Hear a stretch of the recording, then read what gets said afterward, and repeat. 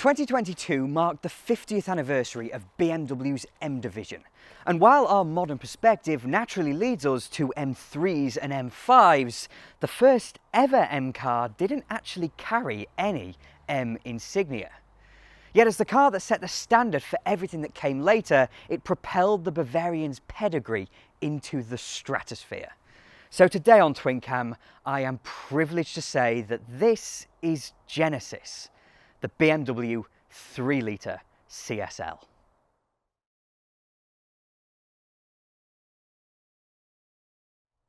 Back in 1972, or 71 even, the CSL may well have been the first M car, but its roots go far deeper than that. For the car on which it's based, the new 6, could easily be earmarked as the first modern BMW that really brought everything together. So before delving deeper, we're going to need a bit of a history lesson. It sounds implausible today, but in the late 1950s, BMW were nearing oblivion. They had a mess of models that, though some are now iconic, weren't selling in brilliant numbers. And in the post-war age, the BMW name had ceased to really mean anything. Things were so bad, in fact, that the Quant family considered selling to Mercedes-Benz of all people.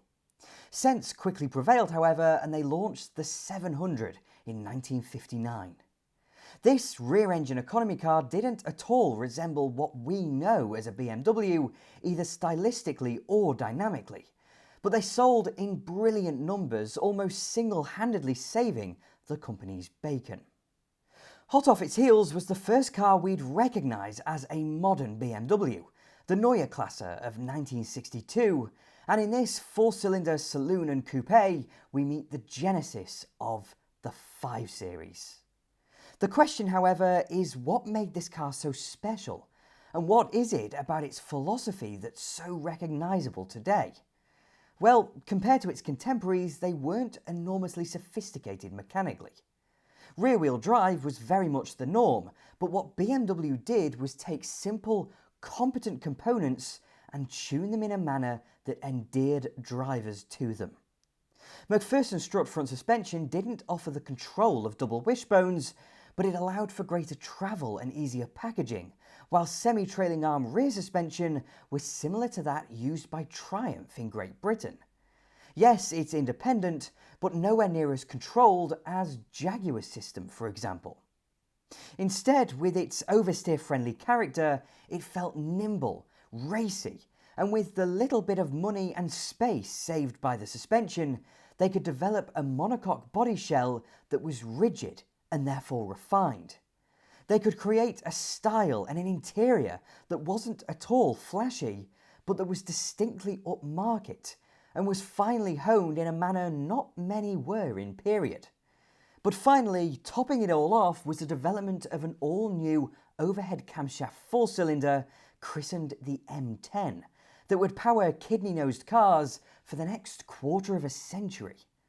4 years later, in 1966, the Neue Klasse platform would be shortened, creating a 2-door saloon known as the O2 series, later replaced, of course, by the 3 Series.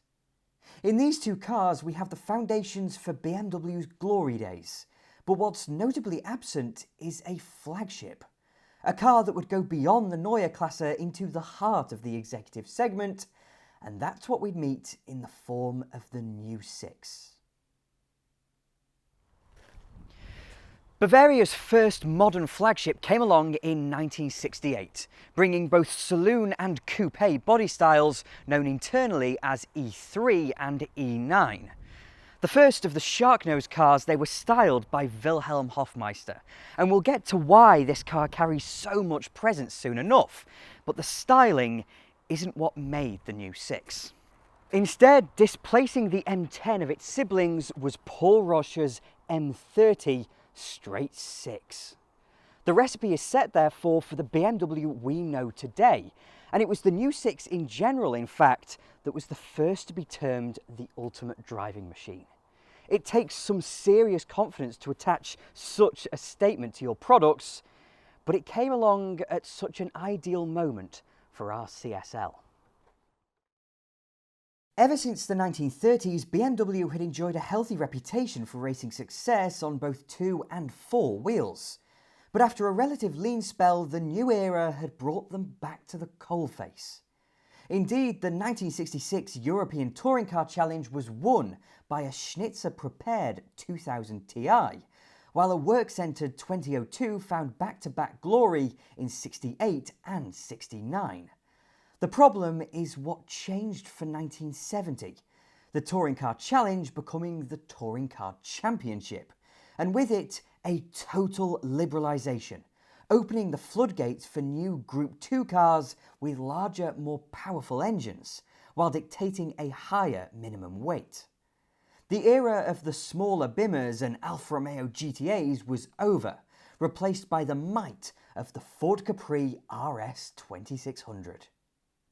It made sense, therefore, for BMW to work towards their flagship, but at the end of '69, they pulled out of motorsport.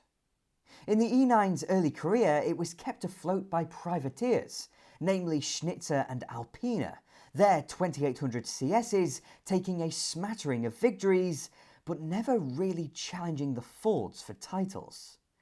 Not only were the big Bimmers a bit down on power, but the racing Capris were in the ballpark of 970 kilograms, while Lardy over here, in race trim, was around 1270. If the new 6 was to get anywhere near, then it'd have to go on a serious diet. For a moment, however, we must return to the road cars, because back in 1968, the E9 was not performance-facing. Instead, they were luxury cars, Grand Tourers, designed to deliver smooth, refined progress. In fact, mechanical differences and the greater weight of the coupes meant an early road-going 2800 CS was slower than a 2800 saloon. Regardless, that alloy-headed M30 meant 168 brake horsepower, certainly a healthy figure for the era, but nothing really special. While the privateers were whittling away on track, however, BMW binned the 2800, replacing it with the 3-litre CS, power being bumped to 180 brake horsepower. Off the back of this car, the factory finally took notice, scurrying away to come up with a Capri-batching homologation special. And at the Geneva Motor Show in 1971, they debuted the 3-litre CSL, Coupe Sport Lightweight. To allow their entry, BMW would have to build 1,000 road-going examples, and in the end they built 1,265 of them, but not all at once. For the sake of argument, we'll call these earliest cars the Phase 1 CSLs, and their attention was on the gravity of the situation, getting the curb weight down to a respectable level. The job of figuring it all out was actually left to Alpina, and they started in the easiest ways, abandoning the front bumper and fitting a plastic rear one. Then they removed all the sound deadening, fitted thinner carpets, and omitted all the luxuries: power steering, electric windows, the radio, to name 3. Then, however, they went a little further, opting for bonnet pins in place of a proper latch, while simply throwing away the boot lock. The front and rear screens also grew thinner, while the side glass turned into plastic. On many lightweights, the pinnacle would then come from the aluminium bonnet, boot and doors, but that wasn't quite enough, so they ordered Karmann, the shell's manufacturer, to build the CSL with thinner steel. The final score was something quite dramatic. A road-going 3-litre CS weighed in at 1,441 kilograms. As I said, lardy. But the Phase 1 CSL managed to cut that to something in the region of 1,165 kilos. Now notice I wasn't matter-of-fact there, and that's because my Bible for these figures, the old world car record, lists the CSL as actually weighing 1,310 kilograms. And that's because the cars that came to the UK weren't really lightweights. Sure, they had the alloy panels and thinner steel, but in the early 70s, BMW weren't the powerhouse they are today, and the importer, having been lumped with 500 of the things, was worried no one would buy them. So they added back in the sound deadening, the electric windows, the bumpers, etc. as part of what was known as the City Pack. But the 500 right-hand drive CSLs are part of what we'll call the Phase 2, because there are only 169 Phase 1s, and you'll notice that's nowhere near 1,000. Because in the spring of '72, BMW augmented the 3-litre CS with the CSI, complete with a higher compression ratio and D-Jetronic fuel injection, allowing 200 brake horsepower and 60 mph in a little over 7 seconds.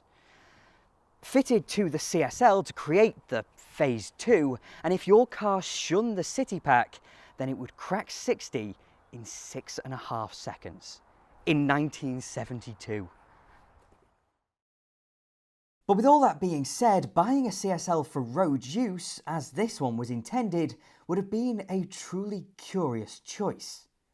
One of these would have set you back nearly £7,400, a price on a similar page to a Porsche 911 RS, an Aston Martin V8 or a Ferrari Dino. I mean, £7,000 wasn't all that far off the average house price in the early 70s. The importer may have been lumped with 500 cars to sell, and they did indeed manage it, but compare that to the CSI, and only 207 of those cars were ever sold in the UK. The E9 in general was an incredible extravagance, but the car before us today is a genuine UK market CSL. Originally, however, it would have been bright green, most CSLs coming from the factory in a brilliant, typically 70s safety colour. But while with its previous owner, it underwent a full restoration, that thin metalwork presumably working its magic, but out it came resplendent in Batmobile form. We'll discuss what that means shortly, but in its new shade of white and adorned with those iconic motorsport stripes, it leads us very neatly to May 1972. While the very last of the carb-fed CSLs were being built, BMW formed their motorsport division, and after those few years away were gearing up for a full-on assault. Pilfered from Ford were Jochen Neerpasch to manage and Hans-Joachim Stuck to drive, leading us to a team over the coming years that featured figures such as Chris Amon, Toyne Hezemans and Dieter Quester, but the developments didn't finish there. Before the CSL burst onto the circuit, the top class of the championship, Division 3, was revised to cars over 3 litres in capacity. This is why Ford replaced their RS 2600 with the Capri RS 3100, and though the CSL sounds acceptable enough, the Phase 1s only actually displaced 2986cc. They responded by boring out each cylinder by a further 1/4 millimetre, making a Phase 2 CSL report at 3003cc. These are the margins we have to deal with when converting a road car into a racing car, and the clearest indication of that comes from the styling, for there's no way whatsoever that you'd mistake this for anything but. We are here, of course, for the Batmobile Aero Kit, known officially as the Racing Kit, and I'm sorry to break all your hearts, but this car wouldn't have actually come fitted with all this when it was brand new. As I mentioned, this is a Phase 2 CSL, of which there were 929 produced, and add those to our Phase 1 cars and we reach the magic 1,000 car threshold. But if BMW then wanted to modify it further, then they only had to build an extra 100 cars. So enter the Phase 3 CSL, and for a moment, if you will, I'd like you to imagine something. Your name is Hans-Joachim Stuck, or Chris Amon, or Niki Lauda even, and you are sat in your BMW 3-litre CSL on the grid at the Nürburgring. The flag drops and you traverse the start-finish loop, entering the Nordschleife proper as you go down the hill towards Hatzenbach, etc. You then raise back up the hill, and if you got to this point in the video, you probably know what's coming next. Flugplatz, the airfield. And in a race-prepared CSL with 1960s aerodynamics, you're just going to take off.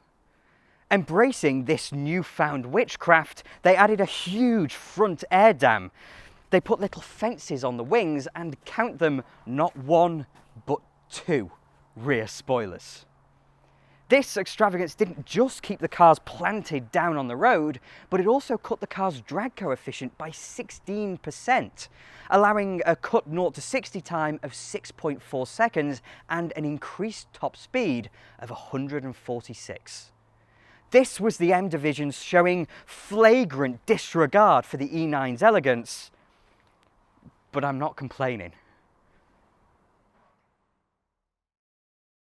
The E9 in general, as I said, is a thoroughly elegant car, and though its platform came directly from the smaller Neue Klasse, its body was not as new as I suggested. In 1968, the new 6 saloon was an all-new shape, but the coupe was more a refresh of the existing Neue Klasse coupe. From the bulkhead back, the two are virtually identical, both honed by the legendary Wilhelm Hofmeister. But that lengthened front end, fit for a straight 6, gifts us the first example of the iconic shark nose. The preceding Neue Klasse coupe was a decidedly ugly thing, appearing slab-like with its elongated kidneys and flush-fitting headlamps. But despite sharing the silhouette, the E9's smaller kidneys, full-width grille and quad headlamps appear endlessly more rakish. The proportions, however, play a bit of a trick on us, because although this is a 7 Series predecessor, the E9 is 20mm shorter than a W114 Mercedes-Benz, their predecessor to the E-Class.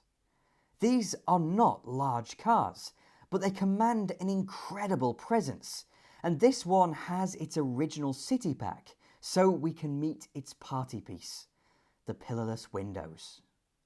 Reclined into the flanks, they give this otherwise fussy road-going racer a dose of that elegance back. But this feature brings it in competition with another big pillarless coupe, the Jaguar XJC, a car a fraction of the price with the benefit of a stonking great V12. But for all your extra pennies and sacrificing outright power, you're buying quality.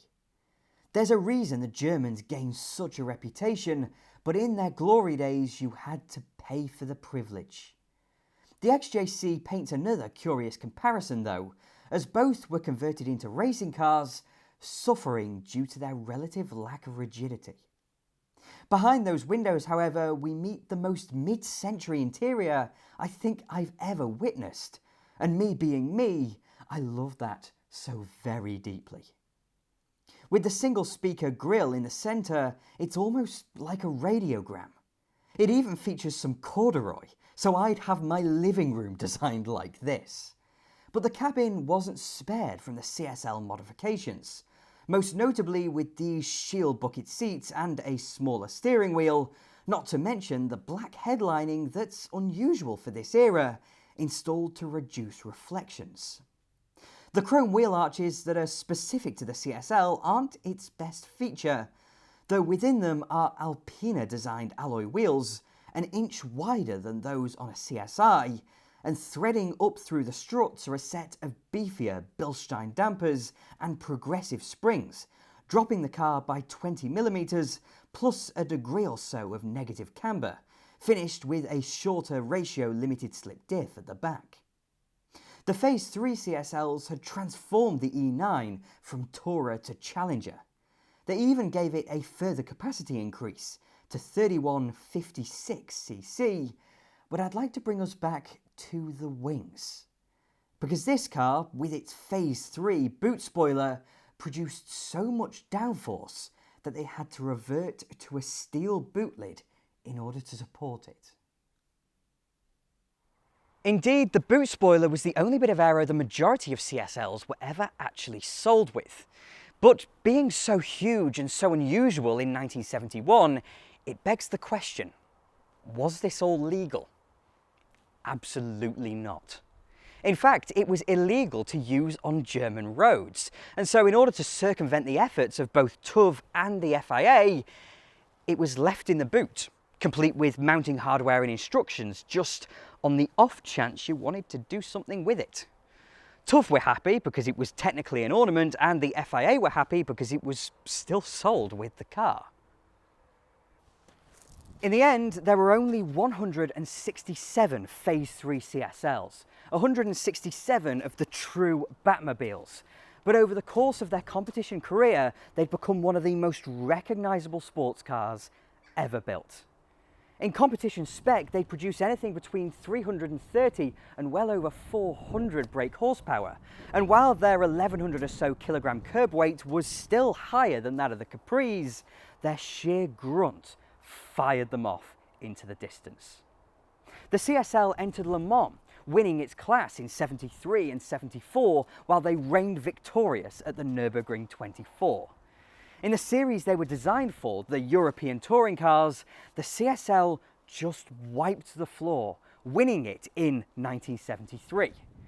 They kind of took the 74 season off due to the oil crisis, but were back with a vengeance, winning it in 1975, and 76, and 77, 78, and finally 1979. By which point the E9 production cars had been well and truly replaced by the 6 Series. But as a racer, the CSL had grown from an uncomfortable side project, beset and nearly cancelled by the oil crisis, into one of the all-time greats.